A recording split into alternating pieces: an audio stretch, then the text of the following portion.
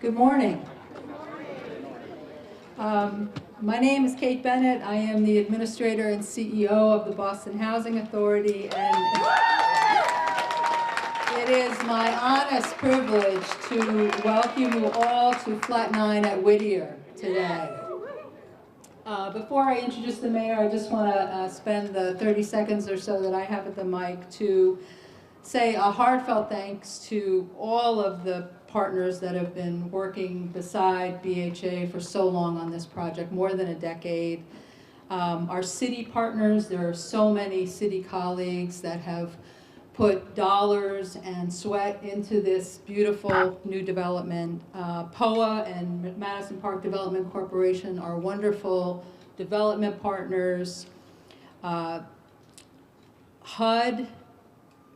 with the Choice Grant Award and further support. The entire HUD team is here today, and a special shout out to Adrienne Todman for gracing us with her presence today. We're really pleased you could be here.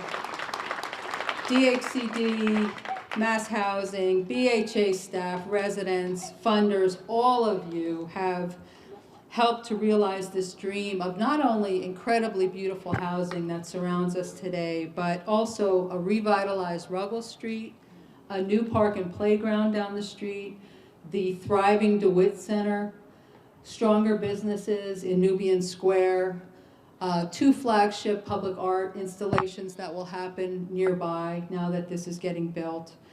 So this project has been truly transformational, not only within the borders of this site, but throughout the entire neighborhood, and I'm just so grateful for that partnership. By way of introducing the mayor, let me just say that this mayor is really not kidding around when it comes to investing in public housing. For those of you that are tuned into the city budget process, the proposed budget that she unveiled yesterday includes $72 million in new public funding for our site. She has shown up in every way for BHA communities so that all of our sites can have as bright a future as this site that we're celebrating today. Please, a warm welcome for Mayor Michelle Wood.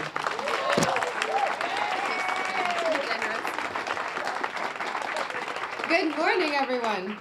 Good morning.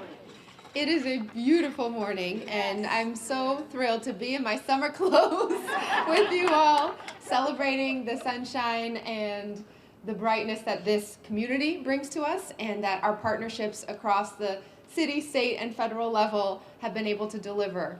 We are so thrilled for what is going to come next, and I want to first start by thanking Kate Bennett. Try to do it without crying. Kate, I'm not kidding around because I just do whatever Kate says to do. And Kate's leadership over many decades at the Boston Housing Authority has made it so that we are a city blessed with such strong leadership from our residents in public housing, with such strong and foundational demonstration of what's possible when we focus on and prioritize not just building the buildings, but supporting the community of people who live here. And I'm not fully come to terms yet with this, but Kate is going to be taking a sabbatical in a couple of months, and then we're going to start working on her to come back in some capacity. But thank you for your leadership, and we are so, so grateful for all your years of service.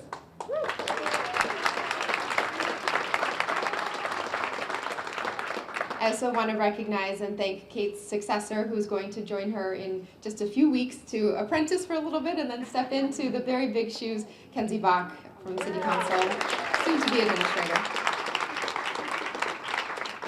And thank you to all who are working on housing at the City of Boston, supporting Kate and the BHA team. Sheila Dillon, our Chief of Housing for the city, making such waves in Boston as a national example.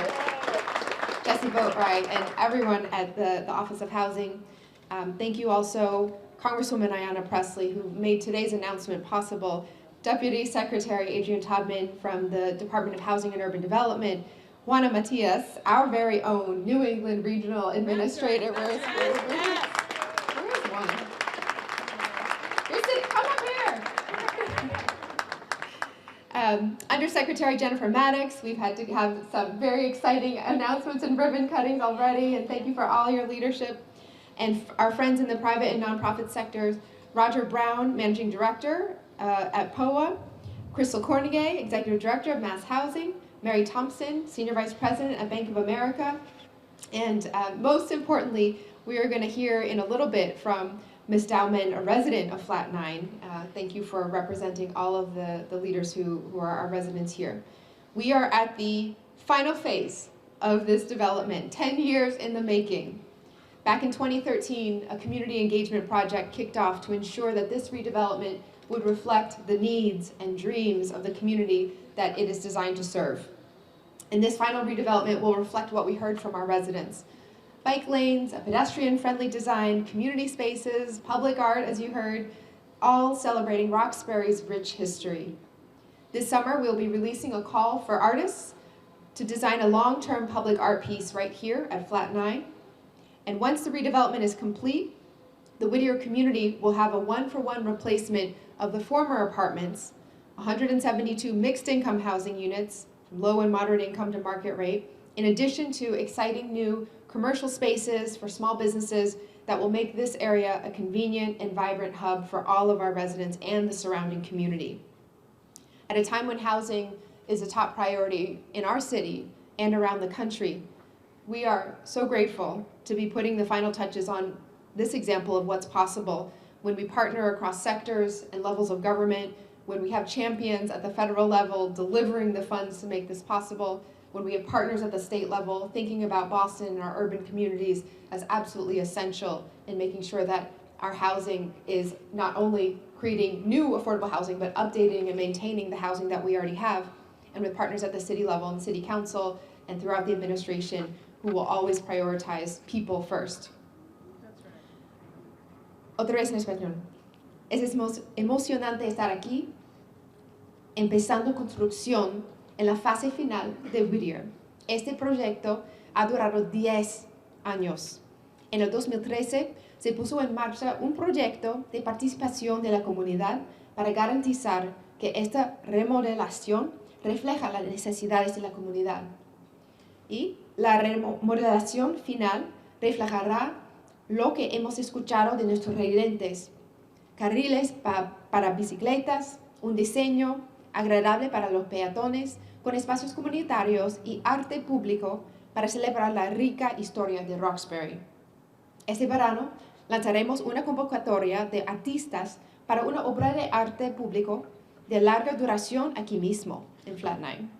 Y una vez finalizada la reconstrucción, la comunidad de Whittier tendrá un reemplazo 1 por 1 de los antiguos apartamentos. También 172 viviendas de renta mixta, desde viviendas de renta baja y moderada hasta viviendas a precio de mercado. Además de nuevos e interesantes espacios comerciales que harán de esta zona un centro práctico y dinámico para los residentes y la comunidad circundante. En un momento en que la vivienda es una prioridad absoluta para nuestros residentes, para nuestra ciudad y para todo el país, me alegra dar los últimos toques a un ejemplo de lo que es posible cuando nos asociamos en todos los sectores y niveles de gobierno para invertir en un desarrollo de renta mixta y uso mixto, accesible al tránsito y orientado a la comunidad. Gracias a todos los colaboradores y todos los residentes aquí ahora. Thank you so much, and we're so excited. My most important job here today is to welcome and thank the champion who always has Massachusetts 7th on her heart, but most importantly is fighting not only for the policies, but also the resources to make sure that our residents are thriving. Proud to hand the mic over to our Congresswoman Pressley.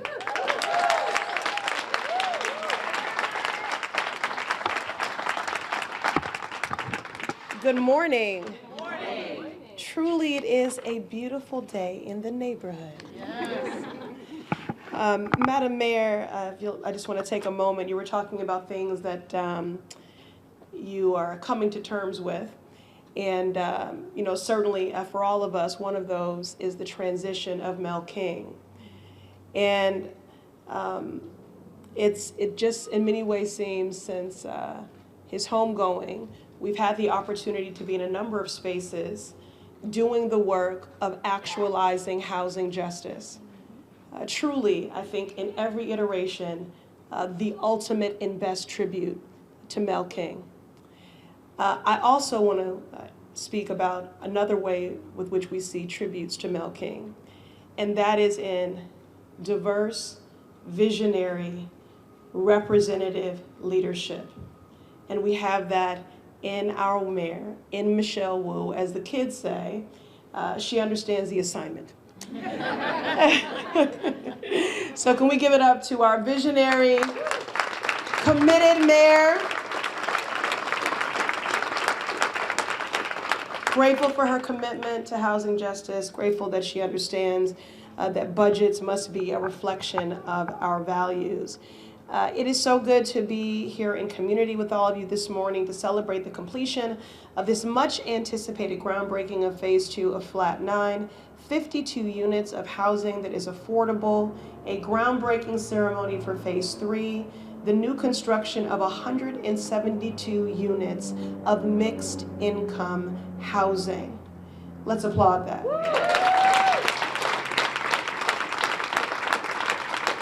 I want to thank Roger Brown, the entire team at POA for the invitation to join here today and for your labor of love, because I know that truly is what it is on behalf of our residents. Again, in echoing the sentiments, the practices, and the words of Mel King, teamwork makes the dream work. So I want to express my heartfelt gratitude to the collaborative efforts of POA, Madison Park Development Corporation, the Boston Housing Authority, and Preservation of Affordable Housing, whose hard work has made today's achievement possible. You know, moments like this feel extraordinary, and under the mayor's leadership and that of my partners on the federal level and state level, I know that we will have many more of them. And they matter because none of us want people to know what we do because they read a press release or saw a news story. We want you to know what we're doing because you see and feel tangibly the impact of our advocacy on your behalf. And so that is what's so great about today. It's the collective dedication and contributions of so many. In this moment, we are really paving the way for future generations to have access to housing that is affordable. We're making significant progress towards a more inclusive and sustainable future. And I want to be specific. When we say inclusive, I do mean a diverse community. This is a critical way with which for us to preserve and retain the diversity of our community.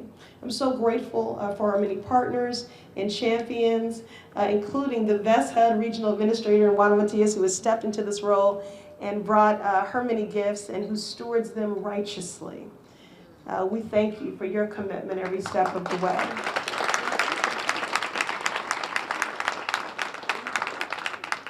I haven't grown tired of getting to celebrate all these extraordinary, powerful women.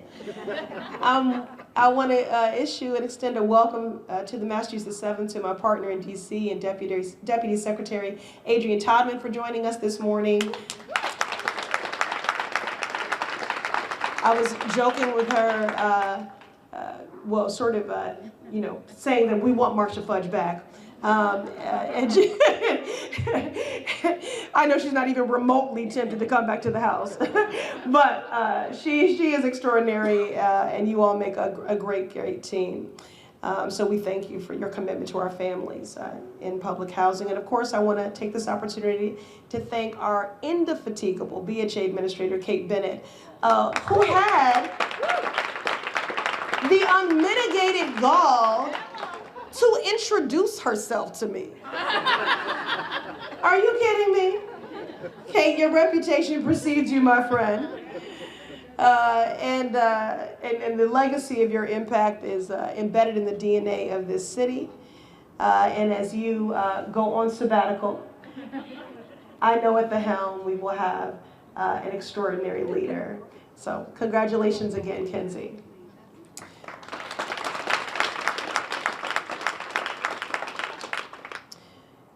The right to safe, healthy, and affordable housing is a fundamental human right. Housing is everything. It is economic justice. It is racial justice.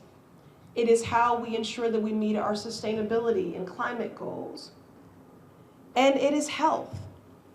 It is a critical determinant of health. I'm so grateful to serve on the Financial Services Committee under the leadership of Ranking Member Maxine Waters, where we work diligently on these issues each and every day. When Maxine Waters had the gavel, we had 55 hearings on affordable housing, much to the chagrin and lamenting of our colleagues across the aisle. And I am certainly committed to making sure that she gets that gavel back in the next 2 years so that we can continue this fight. In the meantime, we are grateful for our partners at every level of government, and the most important partner of all, the community. Because these buildings are great, because the people of this community are great. Yes, clap on that.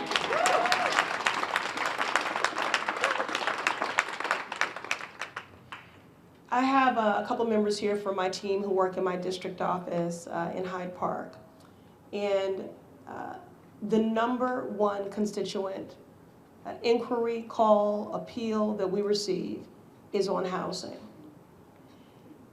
The district is facing really acute, unprecedented housing challenges, and it does seem in the last 3 years, unprecedented has been the word du jour. So unprecedented challenges do demand of us unprecedented leadership, unprecedented vision, unprecedented cooperation, unprecedented investment. And all of that is reflected in this project. And this will help us to confront these acute challenges, diminishing availability of affordable housing, skyrocketing rents that are leading to displacement, and record levels of homelessness.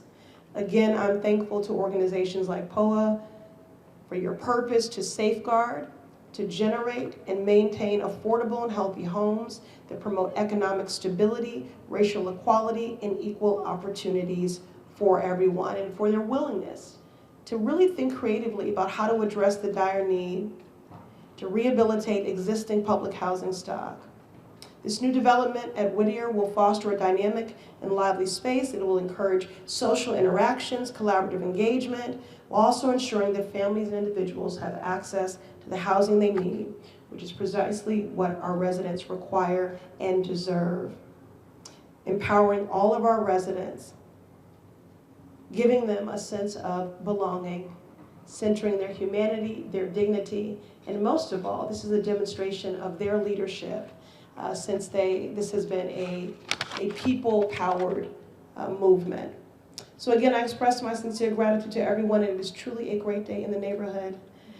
And at the end of the day, housing is a human right, and everyone deserves to have a home. Congratulations. Okay. Who's next on the docket here? Okay. All right. Yes, wonderful.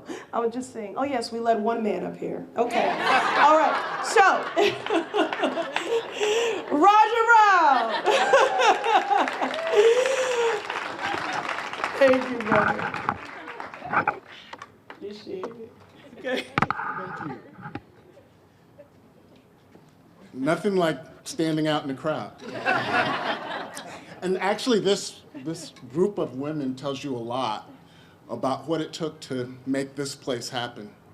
I was telling Kate earlier today that 10 years ago, I met with a group of women from the Whittier Street Task Force in the basement about right over there.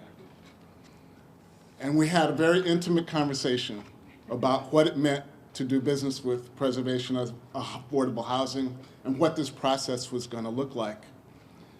I came out of that room not knowing whether we were going to have the opportunity or not, but to this day I remember when I walked out there was a rainbow over that field across the way, and that's a true story. So I'd like to take a couple of moments to thank some people who are not here today, because you'll hear about everybody who's in the room. First of all, Bill McGonigal, who was a huge partner for us. And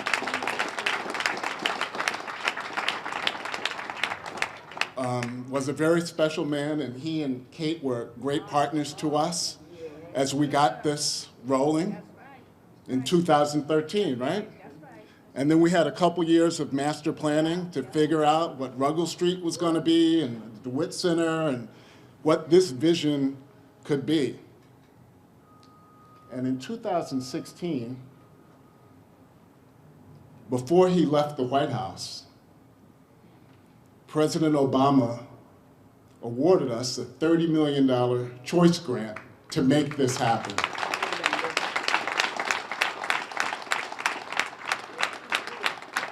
Wouldn't have been able to do it without him, that's for sure.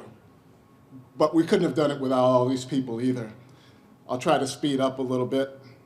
I want to go through a list of thank yous. They said I had to thank our partners, and that list is way too long. So if I miss you, don't take offense. First of all, Dolly. We didn't forget Dolly, who's not here with us, who was one of the public housing leaders at Whittier Street, that shepherded us along the way and kept us in line. Second of all, Father Oscar Pratt and Lisa Hall from St. Catherine Drexel across the way welcomed us to the neighborhood and helped us figure out this plan. Couldn't have done it without them. I'm just going to go through the list of financial partners, but before I do, I want to take a moment to recognize our board leader at Preservation of Affordable Housing, Georgia Murray,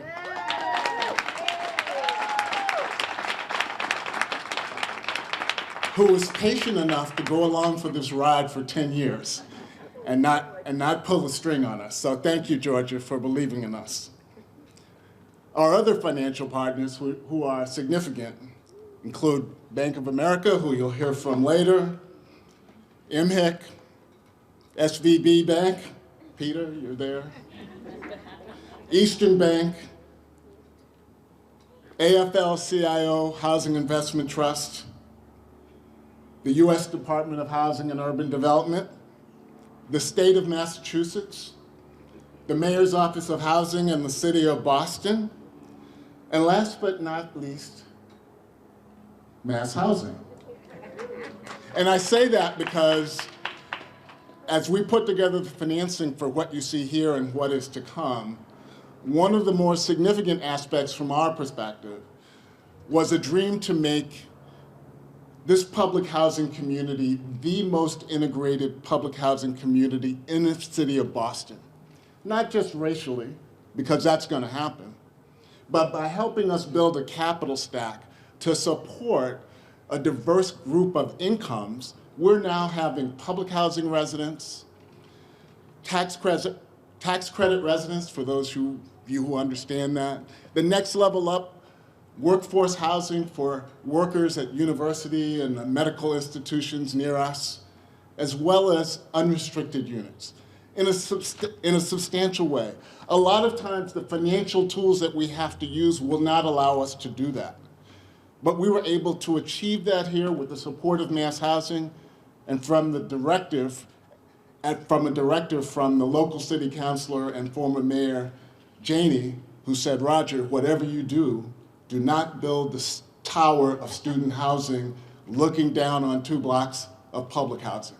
And we have not done that. That is the goal, and that's what we're trying to achieve.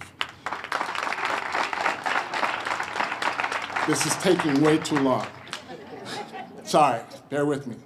So, I need to recognize our professional partners, starting with NEI Construction, who built these first two phases that you will walk through.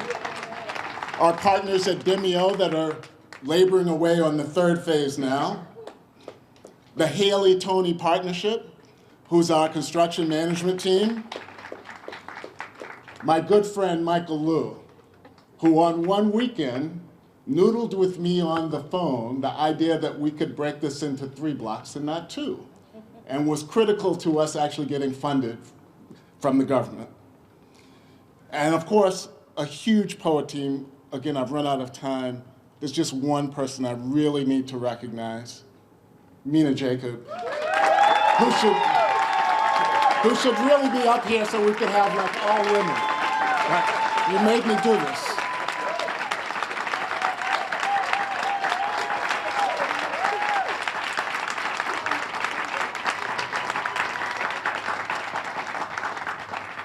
Mina's been our hero. She has stuck through this deal for too long. through a pandemic, through all kinds of trials and tribulations. She's here smiling with her son and her mother now, and I couldn't be more thankful.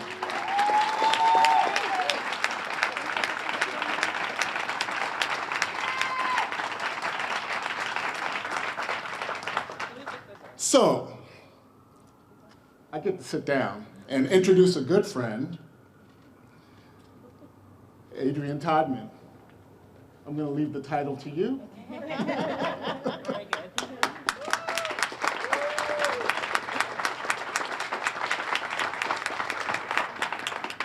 Good morning, everyone. Good morning. So I am your Deputy Secretary of the U.S. Department of Housing and Urban Development. That means that I work very closely with the amazing Secretary Marcia Fudge to make sure that dreams like this come true. So it's great to be here with you this beautiful day.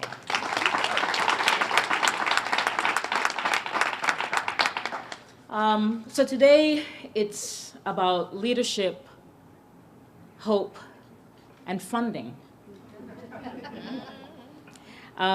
We've talked and celebrated the leaders that are up here. And I think that it gives me great pride to be situated between two phenomenal leaders. I would say, yes, here in Boston, but I will say as somebody who operates at the national level, represented national goals and leaders as well, in your mayor and your phenomenal Congresswoman. So thank them both for their values. I've been around the POA leadership for more years I care to count in a number of different capacities. So I want to thank them for the emphasis that they place every time, every project, with not just the place, but also, as mentioned here, the people. So thank you for that leadership, POA.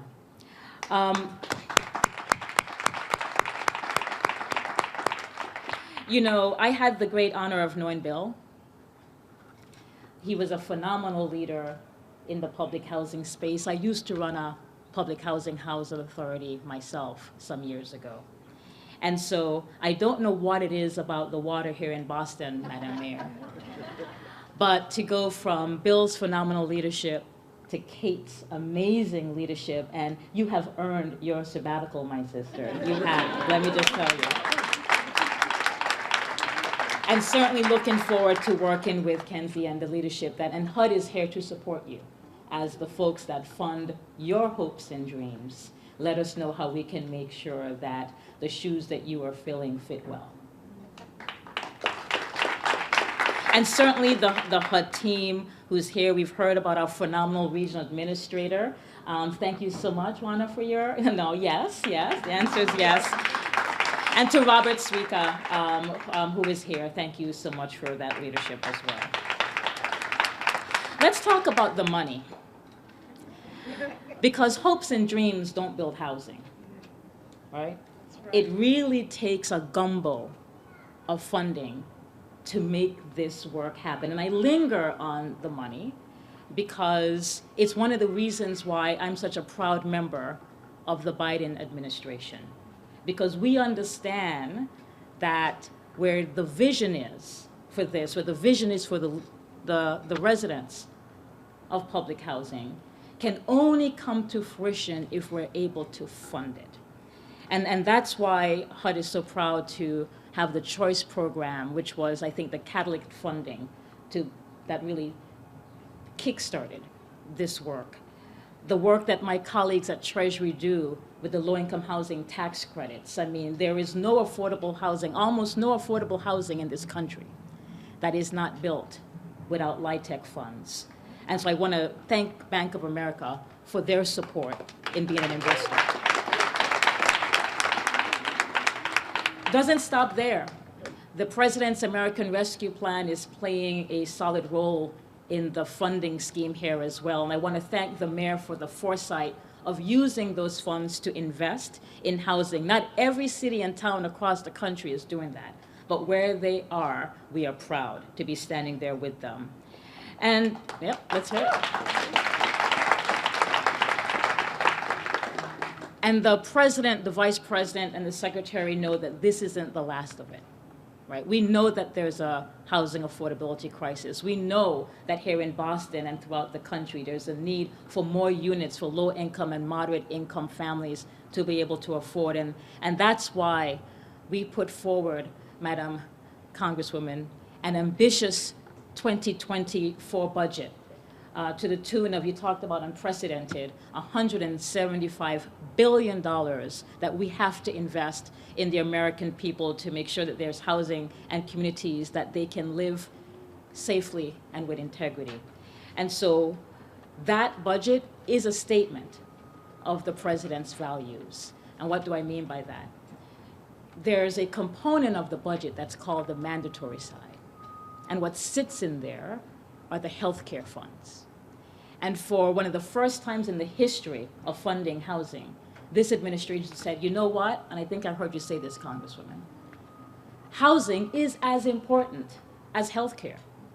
And so we have thrown the gauntlet down and said, we want to make sure that we are funding housing in a systemic way, not in a will you have it tomorrow way, but in a way that represents that we have to preserve the low-income units we have by way of the public housing portfolio. We have to incent many other cities to build more and to reduce barriers to affordable housing. We have to do more to really break down some of the issues we have in making sure there's rental assistance to many, many people who need it, our veterans, our foster kids. So this budget, if you take the time to read it, it's just a short little book. This budget and the housing component of it represents the funding that we will need to meet the hopes and dreams of communities across the country that want to one day be sitting here with cameras and a microphone because this dream is coming true. And we're not stopping there. We know that we have many of our homeless brothers and sisters across the country that need help as well. And that is why, as we are building housing, we are also making sure that we are helping communities and leaders across the country take care of our homeless brothers and sisters so they can live with integrity and with hope as well. And so that gets me to the last concept of hope. Yes, these are buildings, and you all have done a great job within a mixed income and mixed use environment. But at the end of the day, what this is about is bringing hope to a community that probably decades ago didn't feel hope. I used to run public housing in a tough city as well. And I walked into too many sites where I saw kids who didn't have hope, because of where they lived. Were embarrassed to invite their schoolmates over for a sleepover. Pizza delivery, not showing up, right? Taking away the dignity from folks because of where they live. At the end of the day, what this does, it inspires little baby girls like this one right here. This is why I do this work. This is why I know everybody behind me does this work. Yes, it's to make sure that we are in environments that are safe, but it's to make sure that our babies like this feel that people out there care for them, and they can have a wonderful and thriving life. I want to thank all the leaders that's touched this. This is truly an example of what this administration wants to see throughout the country. Y'all done good. Take care.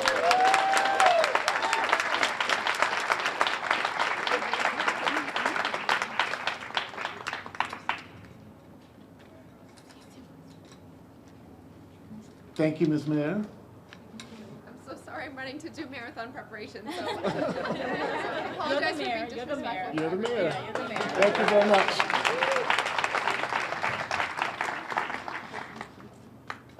Next, I'd like to introduce Undersecretary Maddox. As I mentioned before, the state has been an indispensable part of what we've done here. And under her leadership, great things are happening. Thank you. Thank you. Good morning, everyone. Thank you so much to POA for bringing us together to celebrate this historic milestone. As others have noted, Kate Bennett has been an incredible asset for the city and a trusted partner of DHCD in addressing the needs of an aging housing portfolio and putting residents first. You were the first Housing Authority Director to put a pause on all evictions during the pandemic. And, you know, your dedication to preservation is why we are celebrating today at Whittier. Thank you for your service to the thousands of BHA residents, staff, and the BHA's long-term financial outlook. Housing development is not linear, and it is certainly not for the faint of heart. The beautiful buildings next to us are the result of years of planning, designs, engagement, engineering, and a lot of permitting. In addition to Kate, there are hundreds of more people who are behind the scenes who are making a hand of making these projects happen. From our community organizers to construction project managers, thank you.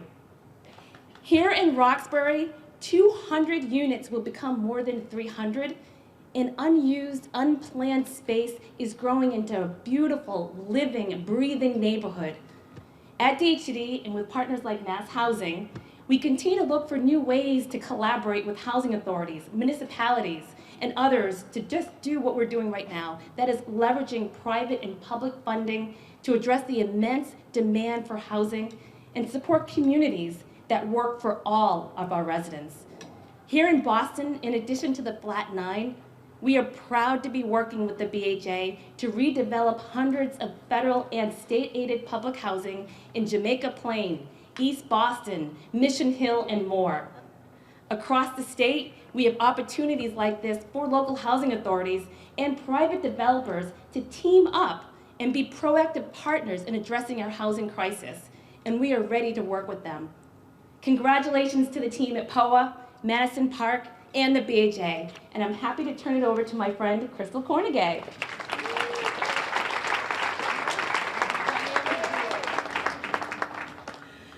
Good morning. When you go this late in the program, everything's been said, but everybody hasn't said it. So I'm gonna try to say something a tad bit different. One thing I do wanna say that everybody else has not talked about, 8 years ago, I was undersecretary. And 5 days into the job, I got a note from POA that said, you gotta write this letter for us, for this Whittier application. And I'm just like, huh? I just figured out where the bathroom is. And so I've been on a journey with you guys around this for a long, long time. And it's so exciting, not just with you guys, but with the residents, to see it all come together. Roger talked a little bit about Mass Housing and the nature of our ability to make this mixed income. I just want to let people know that that is a founding part of our statute, is to build community where everybody of every income can be. So I get to stand here and talk about it, but it's the crew that does the work. Raise your hand, Mass Housing. Raise your hand.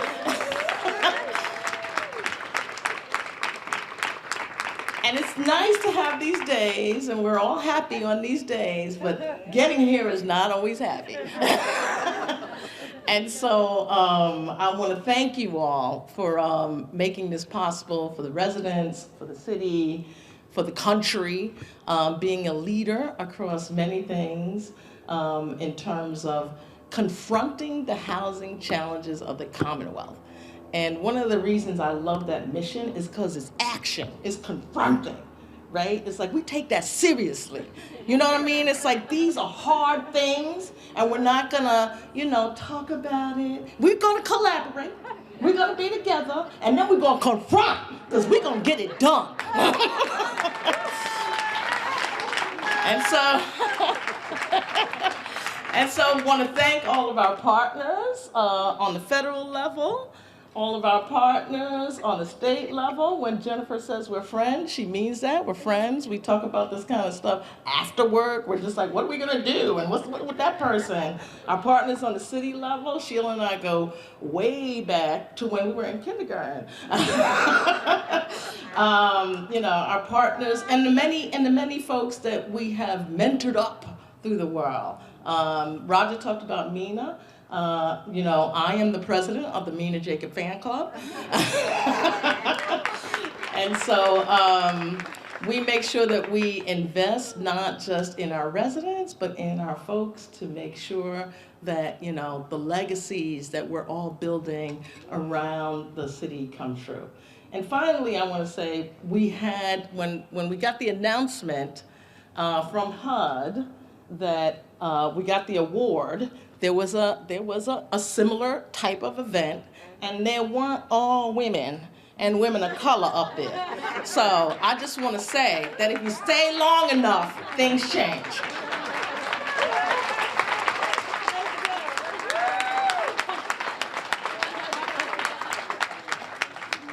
Thank you, Crystal. Are you done? Not lastly, but most important to this work is our ability to attract private capital. And we've done that with a number of different partners here. On the third phase, our most significant partner is Bank of America. So I'd like to invite Mary Thompson up to talk a little bit about Bank of America and their role.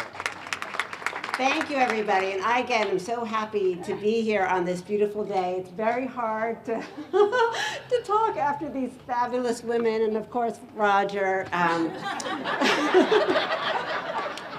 Of course, Roger.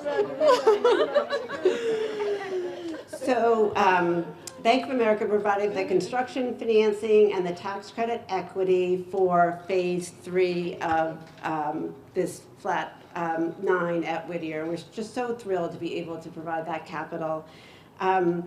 Really, the groundbreaking today took a Herculean effort. You know, all of us that were involved with the closing, you know, the gumbo of sources of funding, you know, just kind of getting all of the puzzle pieces together took a lot of hard work. And again, I am the vice president of the Mina Jacobs Fan Club. If Crystal is the president, I am the vice president. She was the one that kept us all focused. It was her, you know, commitment, her tenacity, her grit. Every day I would get these phone calls from Mina. Hi, Mary, it's Mina. And she just, it was just phenomenal that, you know, we just really appreciate that. And you really did get us to that finish line. And, you know, we thank you so much.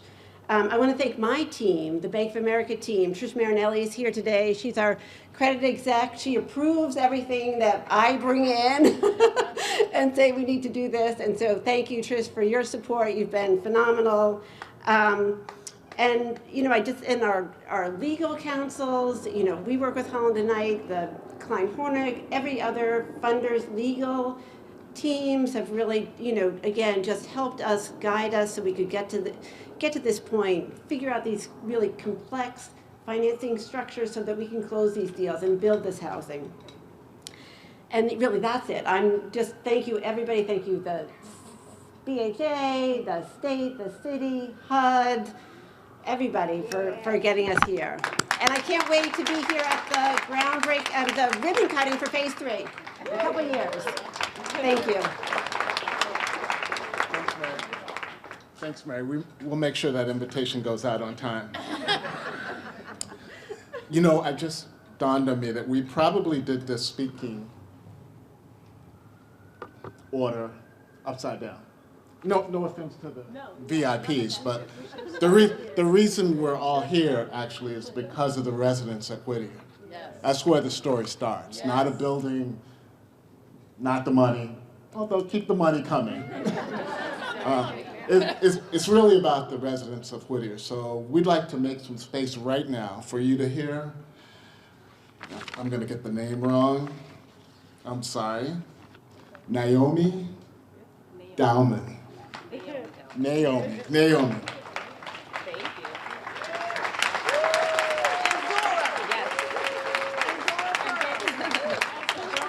Naomi and Zora Pearl. This is our 3-year-old. Hi, good morning, everyone. Thank you so much for having me. I'm the closer, so I'm a little intimidated. But again, thank you so much. POA specifically for preserving affordable housing, because without this project and everyone behind it, we wouldn't be here. My family and I would not be living in this glorious reestablishment in my community. Born and raised in Boston, this is where I want to raise my own family. Rich, cultured, and amazing all in all. So thank you, POA, definitely. Thank you so much for having the diversity available to us in our offices. When I walk in and I see Jada and I see Aida and I see everybody, it looks like me. It looks like the people I grew up with. It's my neighborhood, it's my community. And that is empowering in itself. And thank you for that, for making sure that you're keeping us true to us. Thank you. Ultimately, thank you so much again for the reestablishment here right in Roxbury. Because being local, being close to all of the museums, the exhibits, the bodegas, the everything that we need to run our life and to raise our family is close by. We have the Do It Center that we can go shoot hoops with our family. We can go across and run some laps at Madison. There's so much space. We have NU Crossing that Jada just told me about, and I'm so psyched because we can hold community art events and whatnot there, and it just is amazing and it's flourishing. So in all, thank you so much. This empowering panel that I'm so blessed and lucky to be with, and for Zora to be able to see and the rest of my kids to continue paving on. So thank you, I appreciate you.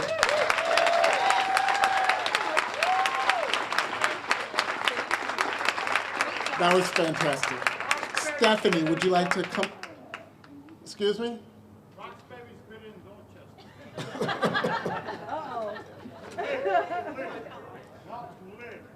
Before we wrap up, would you like to Yes, I do. share some thoughts? Thank you.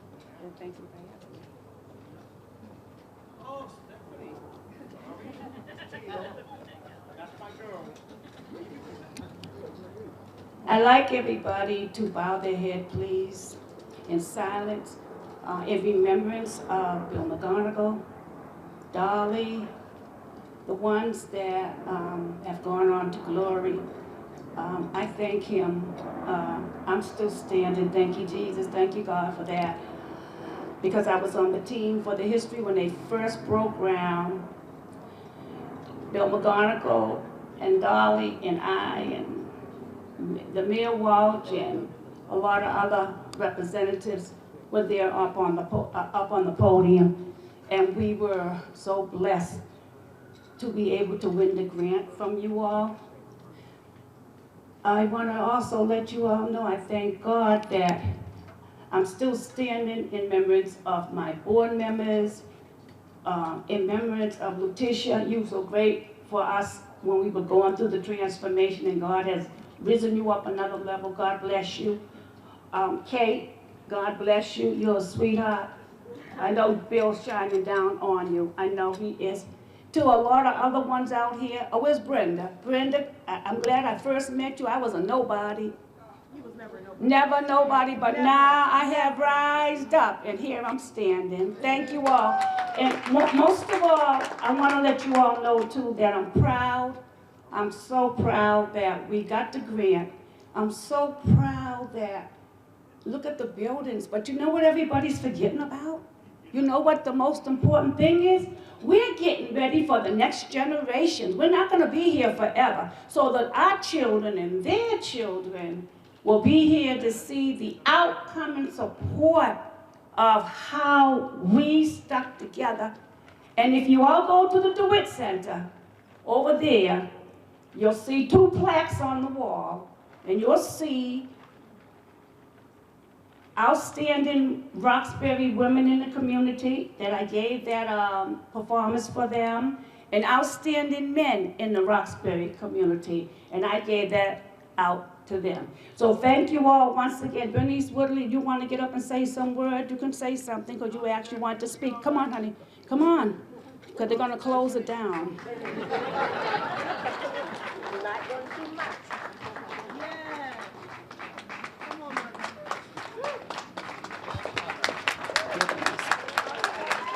Giving honor to my Boston Housing Authority. Come on. Here, Bernice. In the Washington, No, go ahead. Go ahead, baby. Atlanta, Pressley. And if I don't call all you all names, you know that you're included, because I can't think of all y'all names.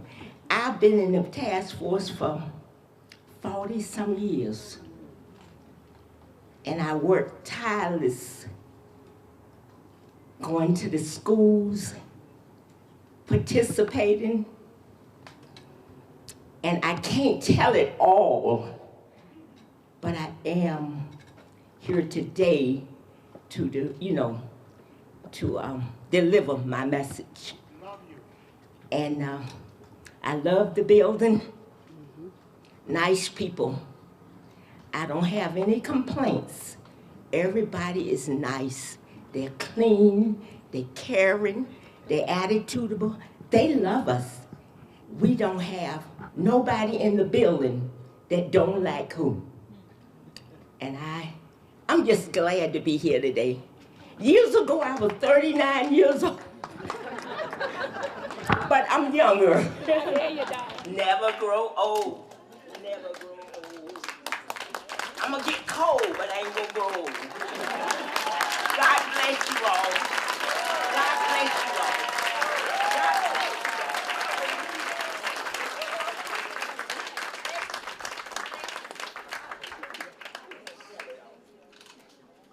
all. Okay, well, thank you all for coming today. A couple of housekeeping notes. Our partners, we're going across the street for a little groundbreaking photo session, and then there are refreshments inside. So with that, food's that way, photos that way. Thank you very much.